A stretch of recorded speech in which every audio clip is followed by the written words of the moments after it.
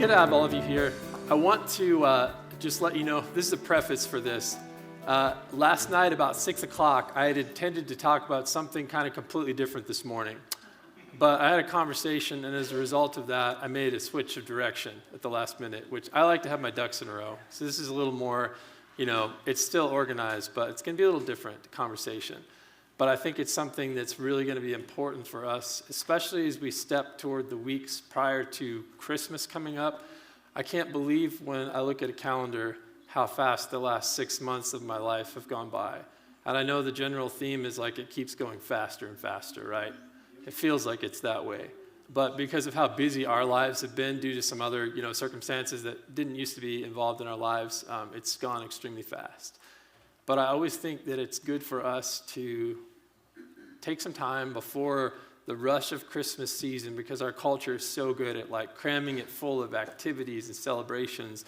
And it's like, oh, it's 4 weeks till Christmas. It's not even Thanksgiving. And then before you know it, we're January, starting a new year. It just flies by. But I think for us to take some time around Thanksgiving and Christmas to actually focus on some things that are really important for us, it's good to slow down a little bit during our times here. And so the church traditionally has called this for centuries and centuries Advent. Advent just means arrival. And so we're anticipating and looking forward to Jesus' arrival, which we celebrate on Christmas.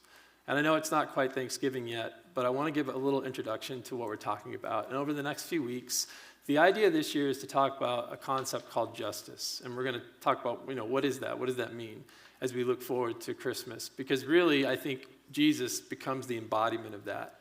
But there's a lot of things that we have to learn as a church community, and there's a lot of things that I'm not equipped to talk to you about because I don't have the experience or the expertise necessary.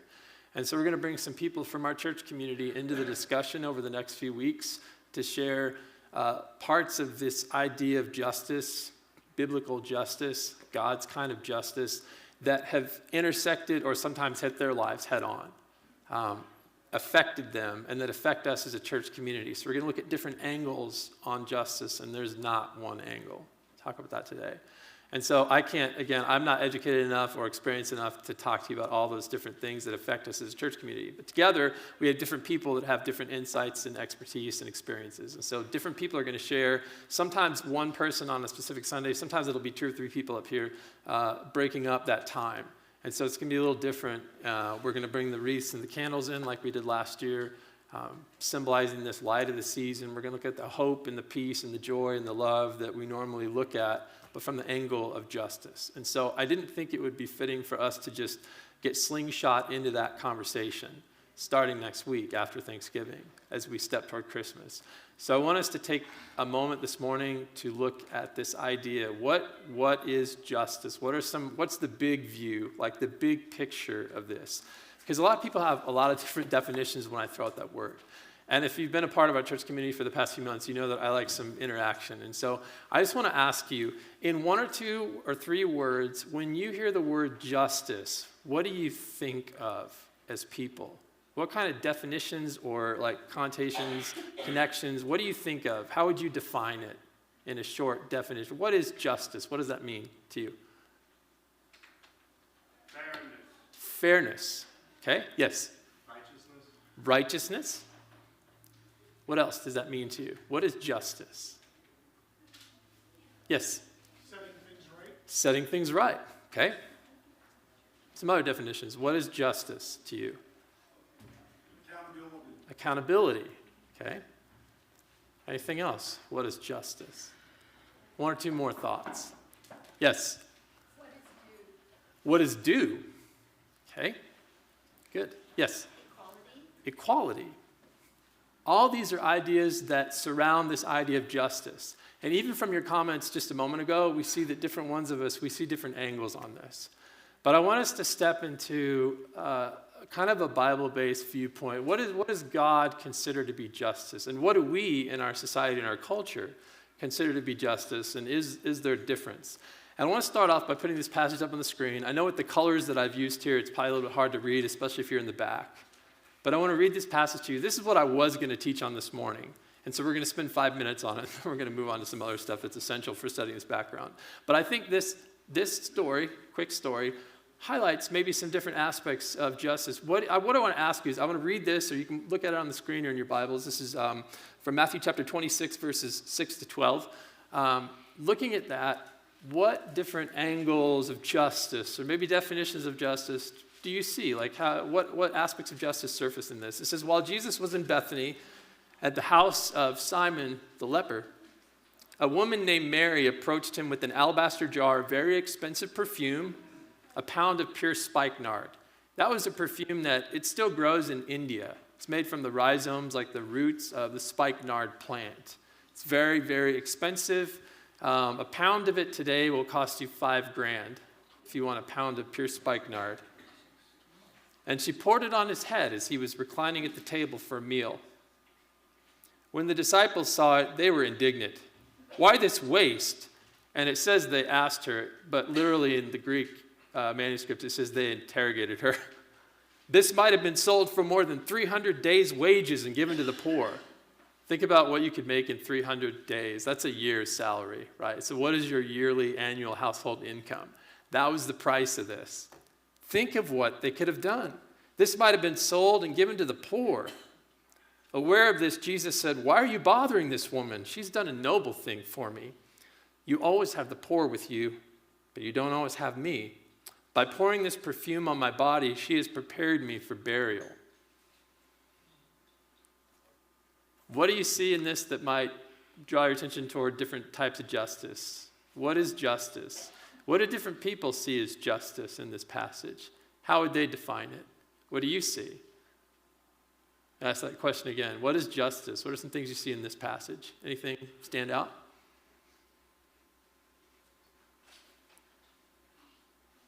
Yes?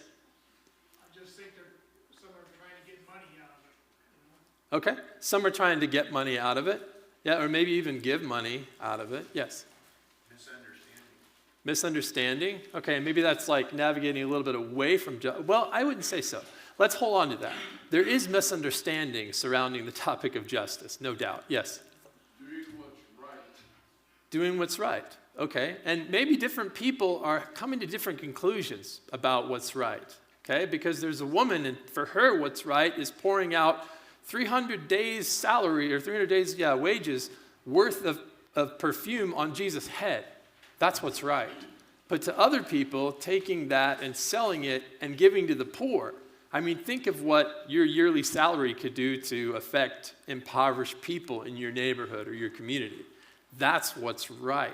Yeah, what else do you see? Anything else come to mind in this passage? Again, we're not going to camp out here. We're just using it for a little illustration, a little bit of an exercise. Yes? Quick judgment.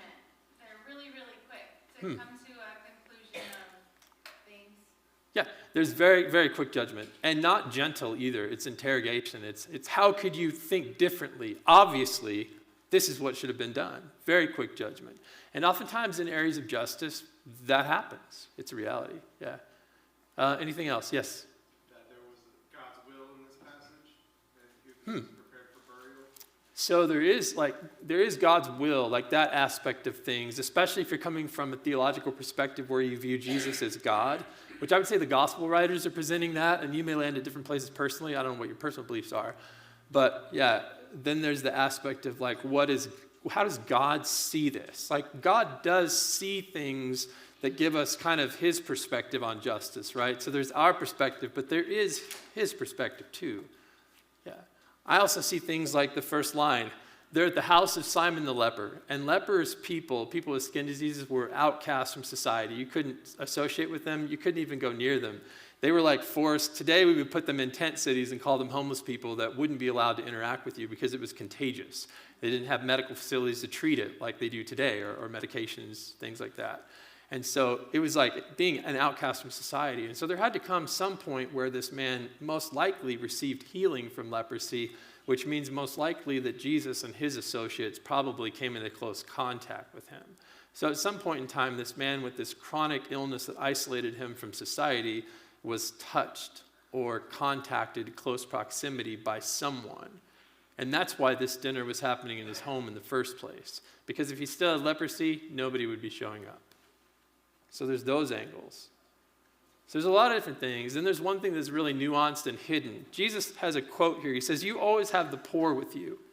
And that's actually a reference. It's a quotation from Deuteronomy chapter 15. And it's not necessarily complimentary.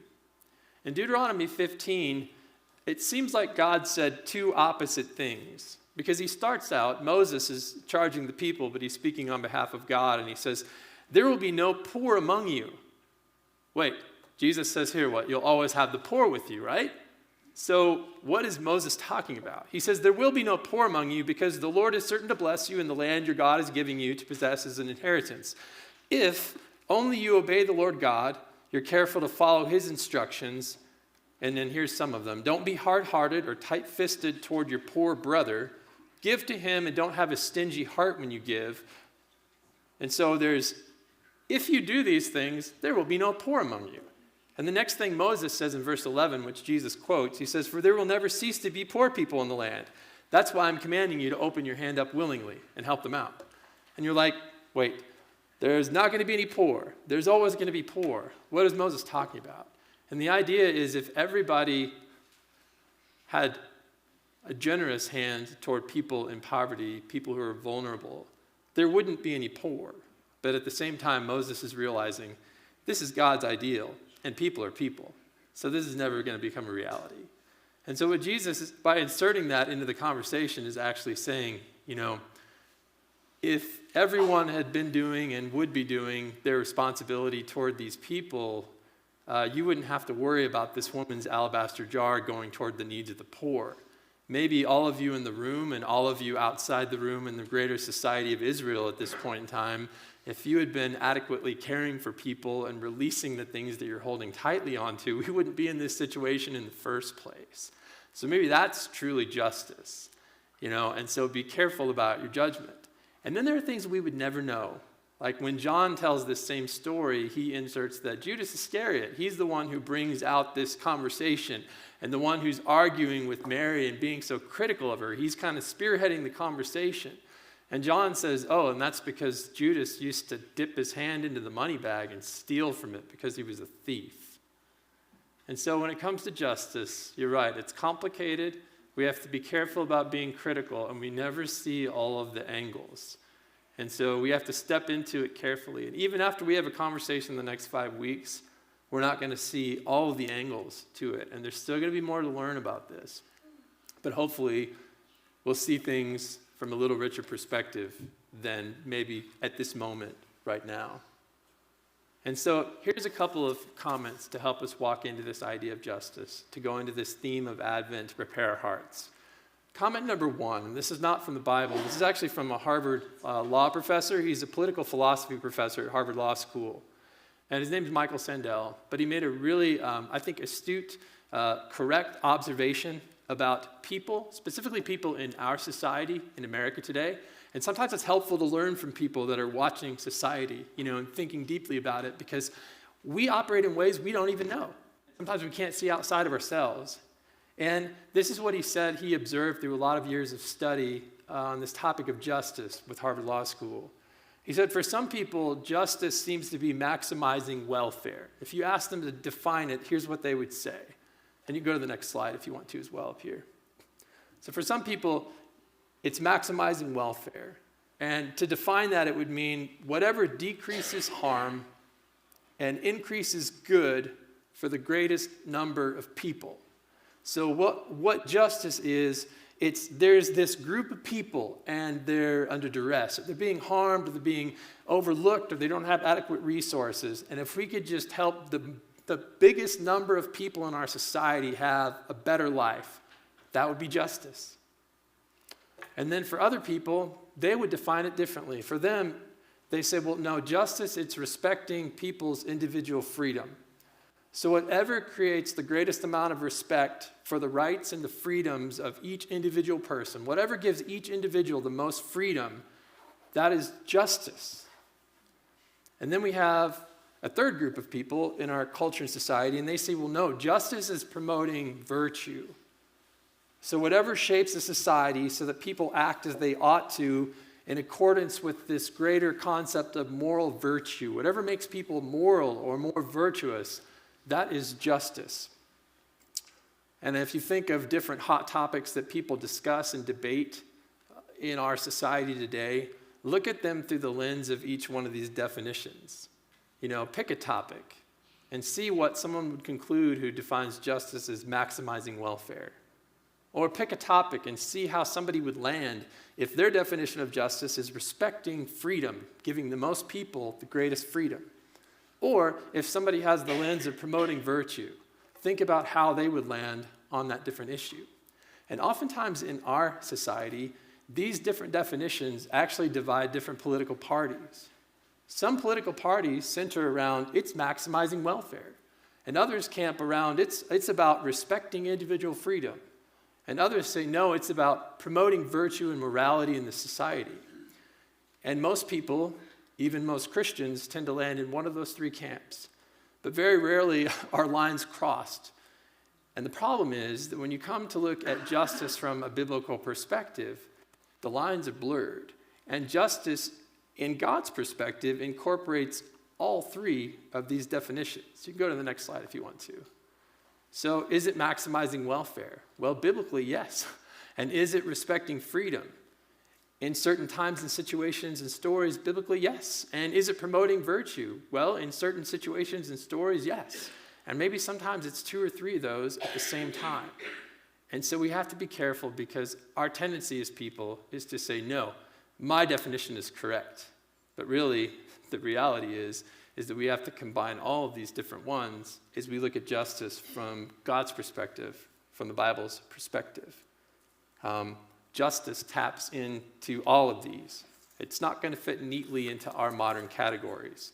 So we have to look at justice from God's perspective, not just the thing that we are most, naturally inclined toward personally, or where our perspectives or beliefs or political affiliations lie. It's more than just that. That's defining justice. And we're going to look into a few more details of what that looks like. How does that play out? How do we do justice? There's a verse, Micah 6:8, and I want to come back to it different times through our discussion over the next few weeks. And this is what the prophet Micah writes. He says, "He has shown you, O human," and this is written to a society of people that are doing a lot of injustices against people at the time. He says, God has shown you, O human, what is good, and what does the Lord require of you? That's an open question. What's God require of you? We would answer that 200 different ways, right? But this is what Micah says: to do justice and to love mercy and to walk humbly with your God. That's how he summarizes the whole Old Testament instruction. Jesus says, love God and love your neighbor. And Micah says, do justice, love mercy, and walk humbly with your God. That's how he sums it all up. And so justice. Justice is referred to, justice and righteousness, which are kind of tied together. Somebody mentioned that. I think you mentioned that earlier. That's an aspect of it. Those words are tied together and used more than 400 times in the Old Testament. So do you think it's something that's an important theme that God focuses on? Probably. It's near to God's heart. And there's a couple of different angles on that and definitions in Scripture as well about how you do justice and you accomplish it. And in our society, when we talk about justice, a lot of times we're talking about like giving somebody what they're due. Somebody gave us that definition earlier, but specifically like in the court realm and world. We're thinking about people who are victimized and people who receive restitution for being victimized and victims who pay for what they've done and for their crimes. That is justice. It's giving somebody something that they deserve, but we're thinking in like a sense of justice, like society justice in a civil way. And that sometimes is what's being talked about in the Bible. People receiving what they're due, giving victims and perpetrators of wrongdoing what they are due. That is an aspect of justice in the Bible. And that's about 1 out of 10 times that justice is spoken about. It's talking about in those terms. But about 9 out of every 10 times when the Bible talks about justice, it's talking about restoration. It's talking about giving vulnerable people what they are due, their rights, people who are vulnerable.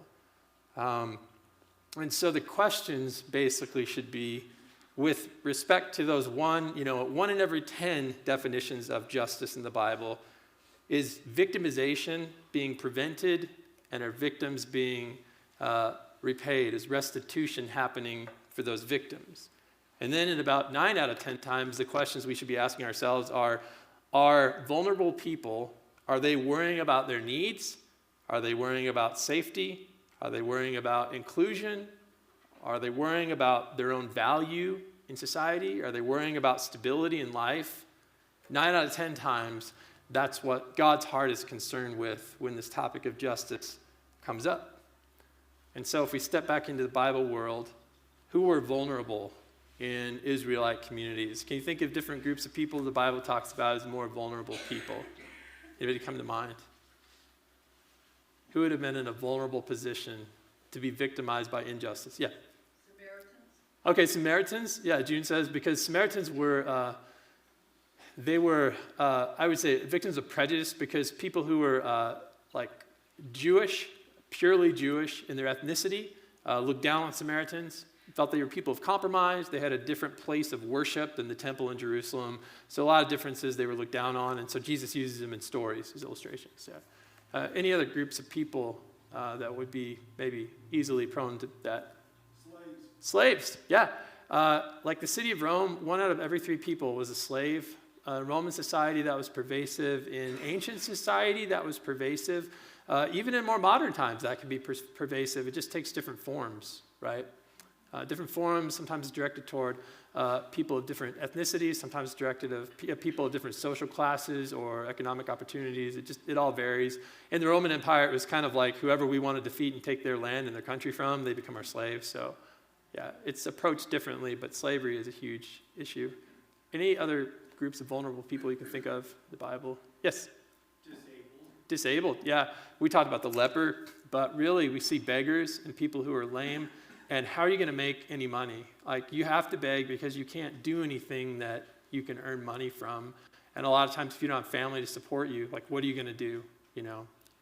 Yes? Did you have something in the back as well? Someone else? No? Okay.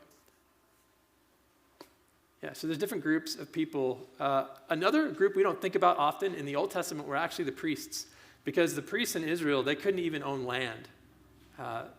They could live in cities, but they couldn't own land. And if you don't have land, you can't grow crops, and you can't raise sheep or animals or things like that. And they were specifically supposed to work in keeping up the worship system in Israel.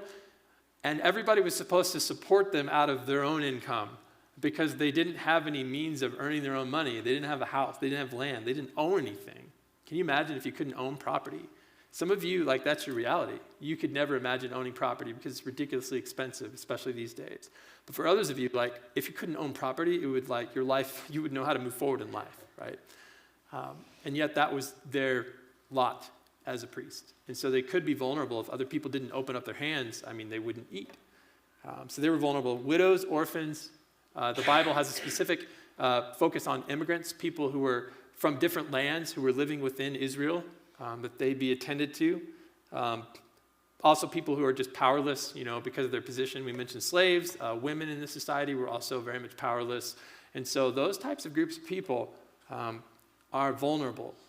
And so when we think about this aspect of justice, the 9 times out of 10, it's focused on these groups of people. So justice concludes, ultimately, I will disadvantage myself in order to be able to advantage my community that I'm in, the people around me, my friends, neighbors, brothers, family members, all that. I'll disadvantage myself. I'll let go of things so I can advantage my community in different ways. Not necessarily all money. And maybe it's talents, maybe it's advocacy. There's different ways. But injustice is the opposite of that. It says, I'm going to advantage myself to the disadvantage of my community. I'm going to focus on myself.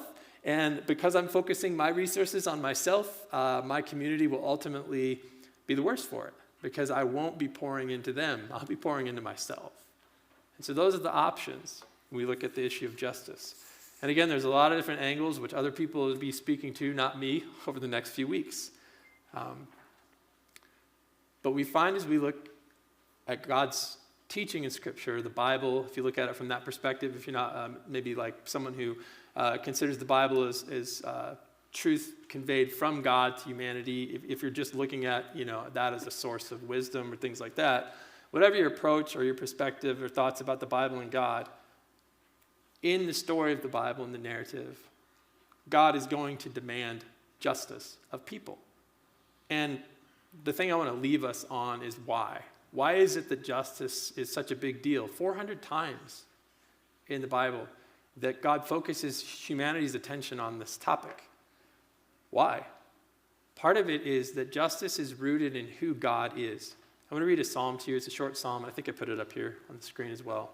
This is Psalm 146 and verses 6 through 9 from that. I want to encourage you, if you want a place to go to this week and just meditate on or think over from what we've talked about, this is going to be a challenging spot for you. Here's what it says. Happy is the one whose help, and when the Bible uses the word help in the Old Testament, a truer interpretation or translation would be the word ally. It's not like the person who's here to bring you some bread at your table or something like that or fill up your glass.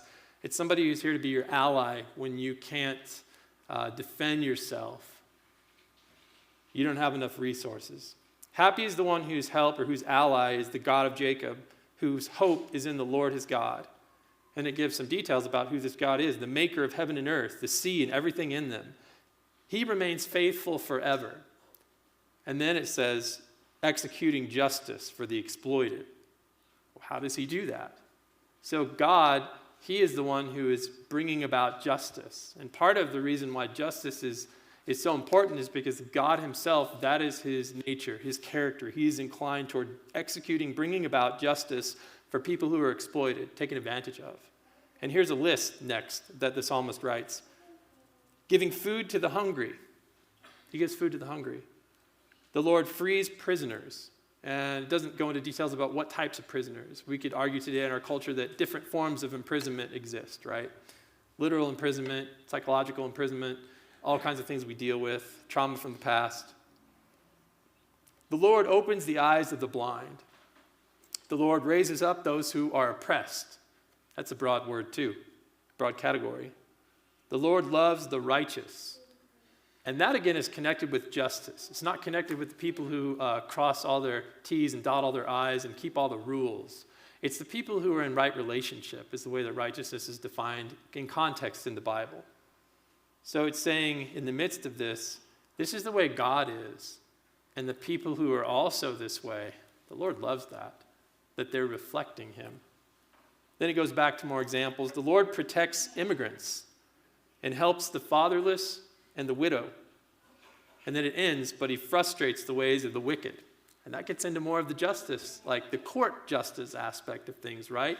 For victims, which I said is included in the Bible view as well. So this is who God is. And that's why justice is important and why God values it. It's just who he is. But also, as we conclude, justice is rooted in who we are. Who we are. Here's one verse from Genesis that's a good reminder of who you are and who I am in God's eyes. It says in Genesis 1:26, then God said, let us make humanity in our image, in our likeness, so that they may rule. Then it says, over the fish in the sea and the birds in the sky and the livestock and the wild animals and the creatures that move along the ground. So God said, let us make humanity in our image, in our likeness, so that they may rule. In our image. If you are made in God's image, then the implication is that you are priceless in your value. Because who is as valuable as God? And yet you're bearing that image. And so each person is priceless in value.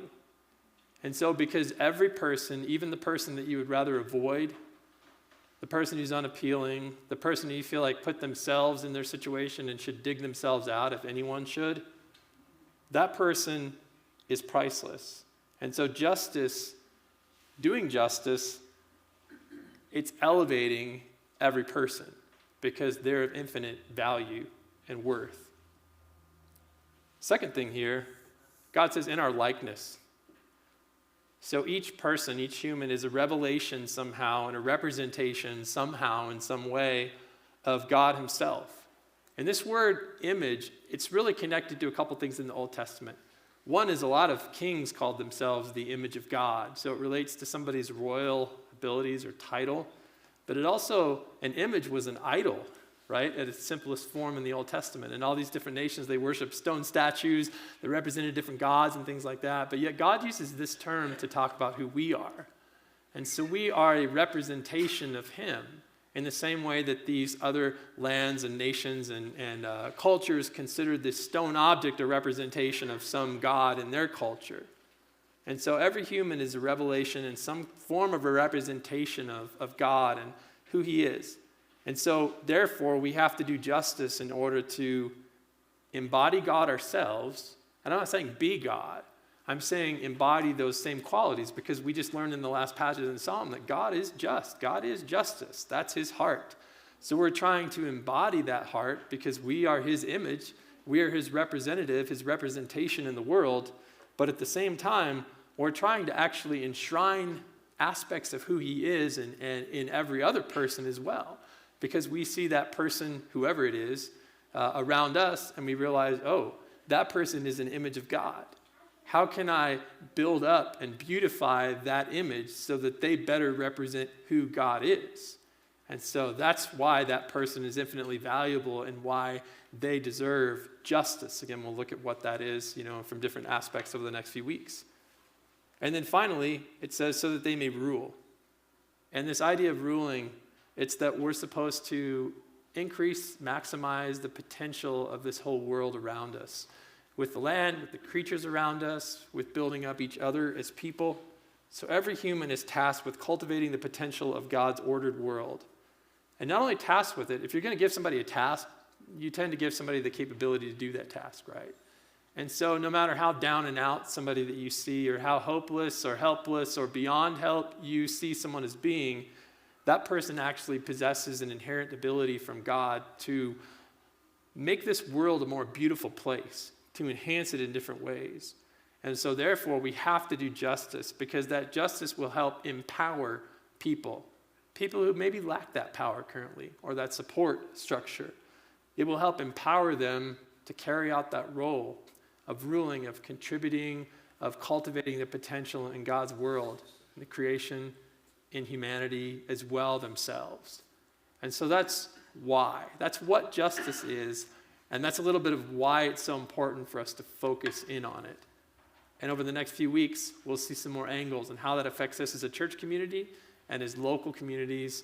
And hopefully toward the end of this, around Christmas and the week following, my prayer is that God will challenge each of us to take action in different ways in our own lives to begin to embody that to the people he's put in our lives and our communities. It's going to look different for you than it's going to look for me.